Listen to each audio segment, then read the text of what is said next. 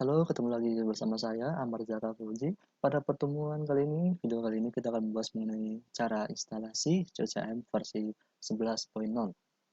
Ya, sebelum kita melakukan instalasi, kita perlu nyiapin namanya ISO dan juga si OVA. OVA itu sebagai template untuk si instalasi si CCM itu. Nah, bagaimana cara kita mendapatkan OVA template-nya itu? Kita perlu download di software cisco.com. Oke, kita coba lihat. Misalnya ini, ulangi lagi, software cisco.com. Alamatnya kita software download.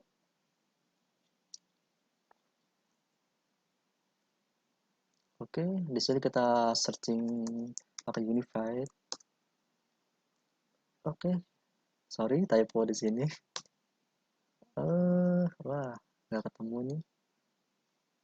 Oke, kita back dulu.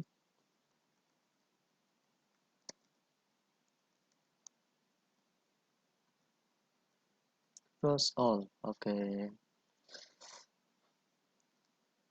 kita pilih yang Unified Communication. Kita pilihnya di sini ada banyak pilihan ya. Jadi kita pilihnya untuk si CCM ada di Call Control, Unified Communication Manager atau Call Manager. Nah, di sana ada banyak versi, kita karena video ini mau bahas yang versi 11.0, kita pakai versi yang 11.0. Kayak dipilih ya. Nah, di sana ada banyak pilihan untuk download Nova template-nya sendiri ada di Unified Communication Manager Virtual Machine Template. Ini untuk download si Nova template-nya. Oke, kita coba download dulu. Oke, ya di sini nih ada dua file Nova template-nya. Untuk release date-nya ada yang 2016 sama 2017. Kita pakai yang versi terbaru sih. Ya, bagusan versi baru sih daripada yang lama. Oke, gitu download. Ya, sebelum download kita harus masukin login terlebih dahulu karena di sini udah kita login sendiri, udah login, jadi kita langsung bisa download. Nah, accept. Ya, kalau udah kita bakal dimintain, udah tinggal di accept, tinggal bisa download nantinya. Nah, kita udah siapin untuk file OVA-nya, jadi kita nggak perlu download lagi. Untuk file ISO-nya bisa dilihat di hmm, ya ini Cisco Unified Communication Manager, Cisco Unity Connection Update. Nah, di sana ada file, ada yang 11.0, 1A, SU4, dan ada banyak lagi ya, lainnya di sini. Tadi kita pakai yang, kalau nggak salah, kita pakai 11.0, SU11.01. Kita udah siapin juga, jadi nggak perlu download lagi. Oke, daripada lama-lama kita let's go untuk melakukan instalasi. Masuk dulu ke vCenter-nya.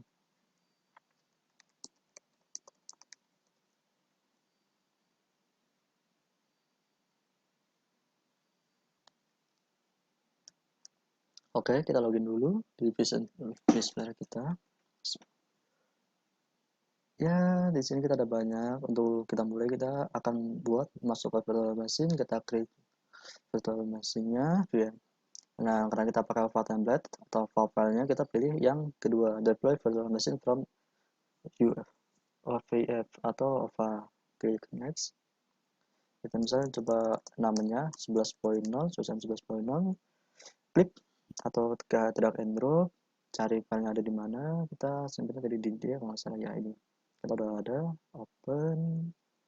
Oke, lanjut kita next. Oke. Nah, ini di sini aja. Di sini untuk network mappingnya atau interface-nya kita bisa pilih mana yang mau dipakai. Di sini saya pakainya VMware Network. Untuk automatically powernya kita matiin dulu aja karena kita mau edit settingan. Jadi kita matiin biar nggak dua kali matiinnya. Oke, kita next. Tinggal finish. Oke. Nah, sekarang udah muncul nih di bagian sini, jam 11.0. Nah, sebelum di power on, kita edit setting dulu. Oke, edit setting.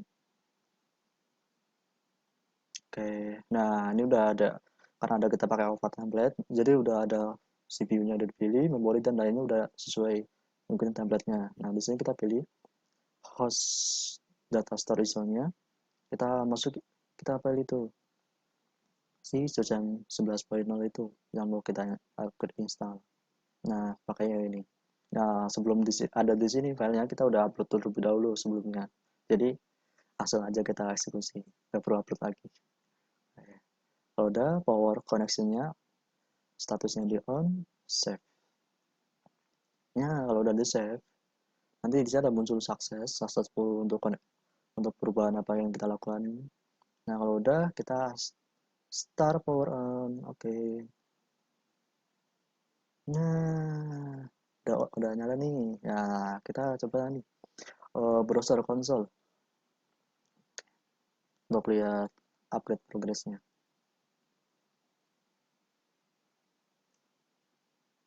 Jadi saya agak lama, jadi kita nanti akan paling di skip dikit biar nggak terlalu panjang. Ya sekitar hampir satu jam satu ya 1 sampai 3 jam untuk instalasinya. Jadi kita nanti akan skip untuk videonya. Di sini untuk di fontnya itu kita skip aja untuk itunya checkingnya.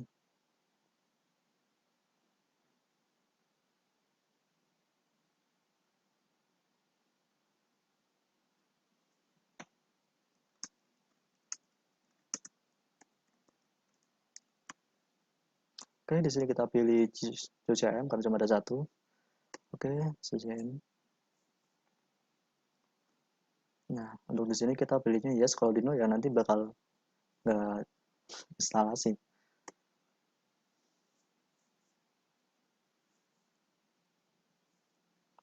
Oke, proses. No, di sini after reboot kita no aja. Basic instalasi continue. Nah, di sini kita orang Indonesia pilih Indonesia aja dulu. Asia Jakarta untuk time zone-nya. Nah, ini nih Asia Jakarta. Oke, kita oke. Auto negasinya di continue aja. Untuk MTU-nya kita nggak perlu rubah defaultnya 1500 di no di sini. Nah, untuk DHCP-nya kita no aja. Kita mau masukin IP manual. Buat hostname-nya kita coba use SUSN 401. Kita pakai segmen 24. Oke, udah. Oke. DNS-nya kita no. Kalau ada DNS udah ditambahin di Windows Server-nya bisa di yes, nanti tinggal dimasukin apa yang perlu dimasukin di sini. Kalau nggak ada bisa di back, nanti di no, dilewatin aja. Administrator loginnya kita pakai admin, saya pakai admin. Nah ini untuk login CLI-nya, administrator root-nya. Oke, untuk passwordnya bisa atau username bisa bebas. Yang kedua, ini organisasinya kita bebas juga.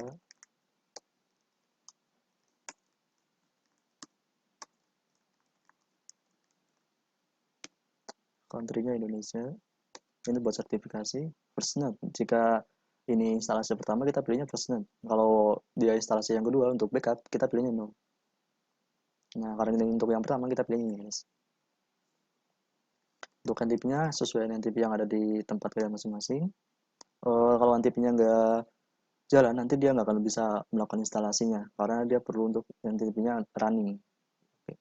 Untuk security passwordnya ini buat root buat cluster ini, buat password cluster ini kalau misalnya dia ada backup dia perlu masukin security passwordnya buat autentikasinya.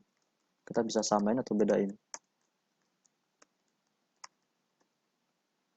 SNMTP-nya kita no, panel smart call home-nya kita disable aja. Gak masalah, nanti bisa disetting lagi. Nah ini untuk administratornya login si web page-nya.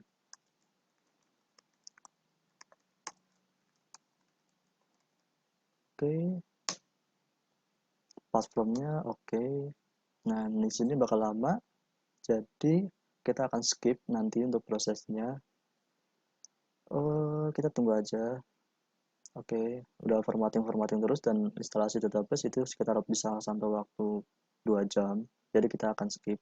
Ketemu lagi nanti ya. Kita akan tunggu sampai selesai. Halo, sekarang itu publishernya udah bisa buka, selesai. Kita coba lihat, kita login pakai user yang pertama kali kita buat.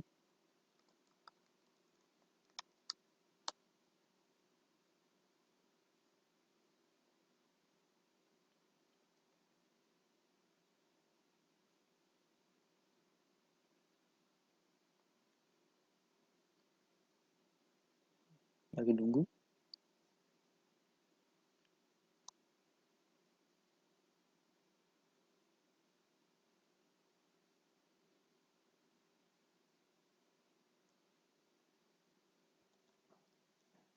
Oke, sekarang kita bisa lihat dia 1 jam sekarang pakai 2 vCPU, disknya 110 GB, dan RAM-nya 8 GB.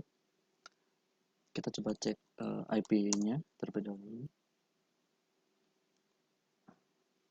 Serve network THN.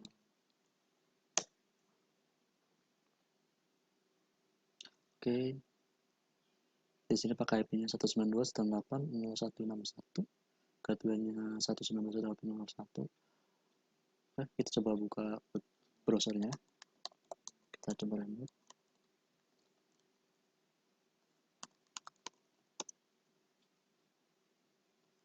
Oke, kita accept.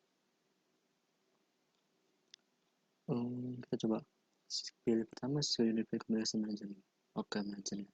Jika tampilnya kayak gini, kita tunggu beberapa saat sampai servisnya aktif semua untuk si CoCN.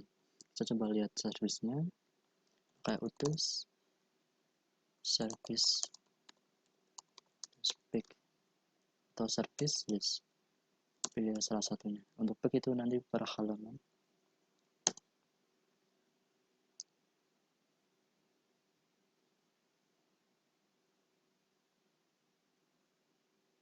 Masih ada yang stop it, start it, untuk sistem SSH udah, password reset, database, audit event, CDP.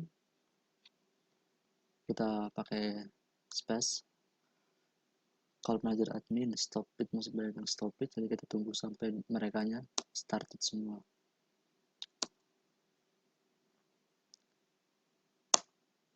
Untuk service not activated itu karena servisnya kita belum mengaktifasinya, jadi kita nanti aktifasi setelah kita udah bisa masuk ke call manajernya.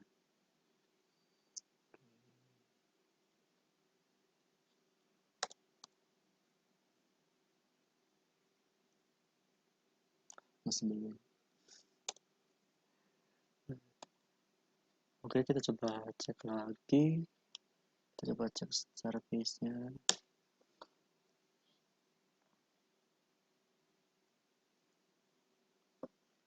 Biasanya agak lama. Ini udah ada yang started, udah banyak yang started. Oke, udah banyak yang started. Kita coba cek lagi. Refresh dulu. Masuk. Ya, akhirnya kita bisa masuk ke sini. Ini tampilan awal login.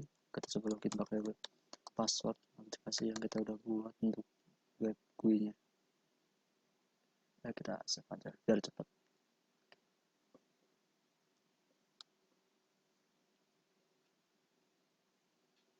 Ya, nah karena kita nggak, untuk instalasi pertama kita pasti akan ada muncul notifikasi ini karena kita pakai menggunakan demo lesson. Demo lessonnya nanti akan dikasih waktu 60 hari. Nah, setelah 60 hari nanti fiturnya ada yang nggak bisa kepake karena udah habis lessonnya. Jadi sebelum 60 hari baru masukin lessonnya kembali. Atau kalau mau install lagi setelah 60 hari bisa install ulang lagi. Nanti dapat lagi lesson 60 hari. Oke. Nah, kita akan aktifkan dulu semua service yang ada di call manager. Masuk ke Unified CM administratornya pilih di Unified Serviceability. Go.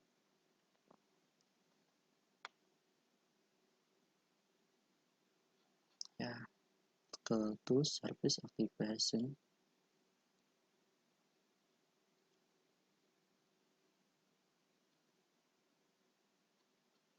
Kita pilih check all service, kemudian save.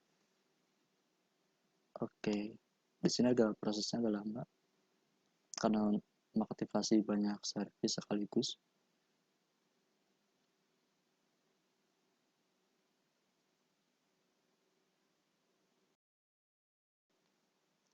Oke, servisnya udah aktif semua.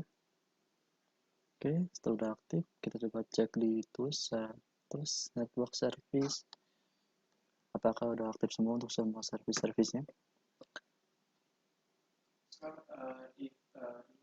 Oh, di sini udah pada running. Oke, udah running semua, nggak ada yang not running. Oke, setelah itu kita akan coba ganti untuk servernya. Terlebih dahulu, balik lagi. Kita masuk ke menu sistem, server.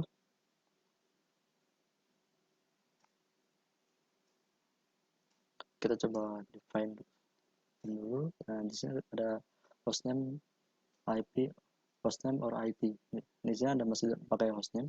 Kita ganti terlebih dahulu ke IP. IP-nya kita 192.168.161. Oke, save. Di sini kita ubah untuk karena misalnya ada tipe telepon yang kadang ngebaca domain dan itu susah untuk koneksi ke CCM-nya, jadi kita pakai basisnya IP.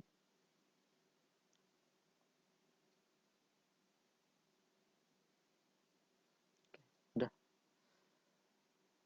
service sudah aktif, udah perubahan IP, kita coba buat create satu device. Nah, untuk pembuatan create satu device nanti akan ada di pertemuan selanjutnya.